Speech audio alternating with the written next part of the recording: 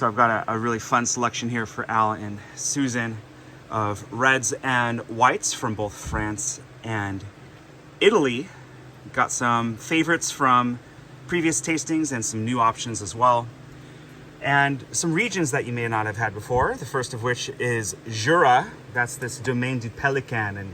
And you see this really cute little logo on the label of a pelican feeding the babies presumptively grape juice. This is a Savagnin is the name of the grape. And it's from a vineyard called Grand Curoulet in the Arbois neighborhood. And it's Marquis d'Angerville is a producer, and he's famous from the Burgundy region, makes wonderful Volnay wines, but this is the Jura project, and Savagnin is a really bright, assertive white grape variety that's only really found in the Jura. Next is a favorite that you've had before, the Terlaner, kind of a Pinot Bianco blend from northern Italy, and one of my favorite producers.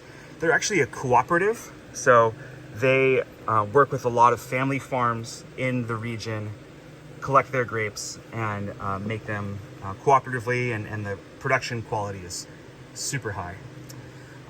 The next is a Chenin Blanc. Now, we haven't done a Chenin Blanc together yet, and this is a dry style from an area called Saumur.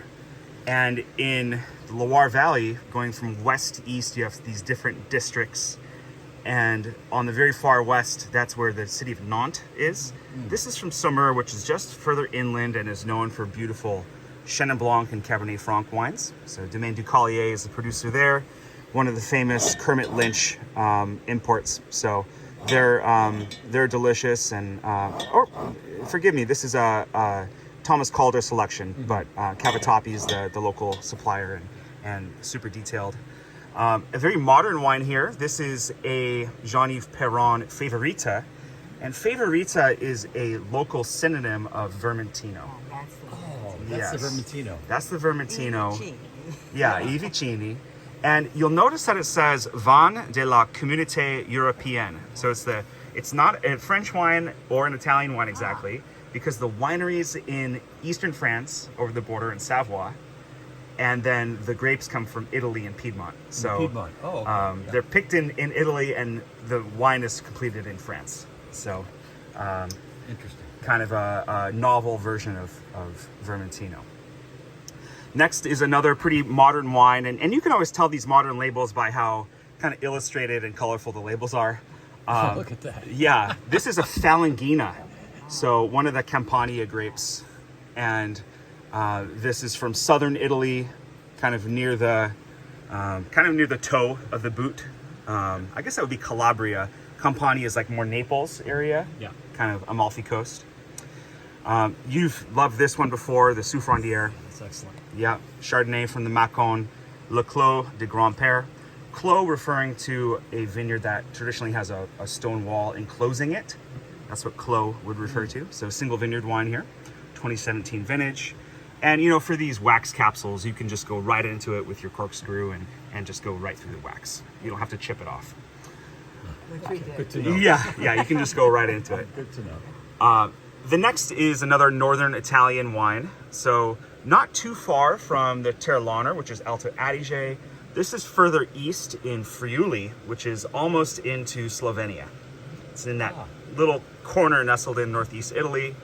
And this is a Friulano blend called Arbis by Borgo San Daniele, and 2018 vintage. So another really bright, assertive white wine from the north.